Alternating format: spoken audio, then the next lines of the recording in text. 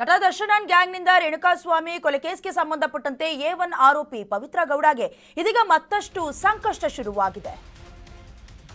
D ಗ್ಯಾಂಗ್ನಿಂದ Renukaswamy ಕೊಲೆ ಕೇಸ್ಗೆ ಸಂಬಂಧಪಟ್ಟಂತೆ A1 ಆರೋಪಿ ಪವಿತ್ರ ಗೌಡಗೆ ಇದೀಗ ಮತ್ತೆ ಸಂಕಷ್ಟ ಶುರುವಾಗಿದೆ.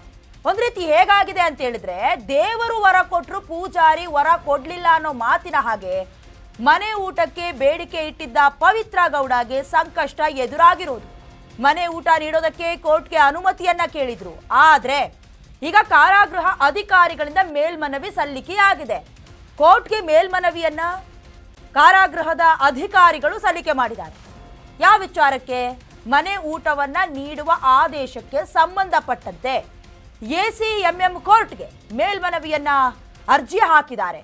ಮನೆಯೂಟಕ್ಕೆ ಬೇಡಿಕೆ ಕೊಡಬಾರದು, ತಿರಸ್ಕಾರ ಮಾಡಿ. ಪರಪ್ಪನ ಅಗ್ರಹಾರ ಜೈಲಿನ ಆಹಾರ ತುಂಬಾ ಚೆನ್ನಾಗಿ ಕೊಡ್ತಾ ಇದ್ದೀವಿ, ಈ ಬಗ್ಗೆ ಕೋರ್ಟ್ಗೆ ಮನವರಿಕೆ ಮಾಡೋದಕ್ಕೆ ಸಿದ್ಧತೆ ಮಾಡಿಕೊಂಡಿದ್ದಾರೆ. ಇವತ್ತು ACMM ಕೋರ್ಟ್ನಲ್ಲಿ ಅರ್ಜಿ ವಿಚಾರಣೆಯಾಗುತ್ತೆ. ಅಂತಿಮ ಆದೇಶ ಬಂದ ಮೇಲೆ ಪವಿತ್ರಗೆ ಮನೆ ಊಟ ಸಿಗತ್ತೆ. ಇವರು ಏನಂತ ರಿಕ್ವೆಸ್ಟ್ ಮಾಡ್ಕೊಂಡಿದ್ರು ಅಂದ್ರೆ, ನನಗೆ ಆರೋಗ್ಯದಲ್ಲಿ ವೈಪರೀತ್ಯ ಆಗ್ತಾ ಇದೆ, ಸರಿಯಾಗಿ ಊಟ ಮಾಡೋದಕ್ಕಾಗ್ತಾ ಇಲ್ಲ, ಆರೋಗ್ಯ ಸಮಸ್ಯೆಯಿಂದ ಬಳಲ್ತಾ ಇದ್ದೀನಿ, ಹಾಗಾಗಿ 3 ಹೊತ್ತು ಕೂಡ ನನಗೆ ಮನೆಯಿಂದ ಊಟ ಬೇಕು ಅಂತ ಅರ್ಜಿ ಸಲ್ಲಿಸಿದ್ರು.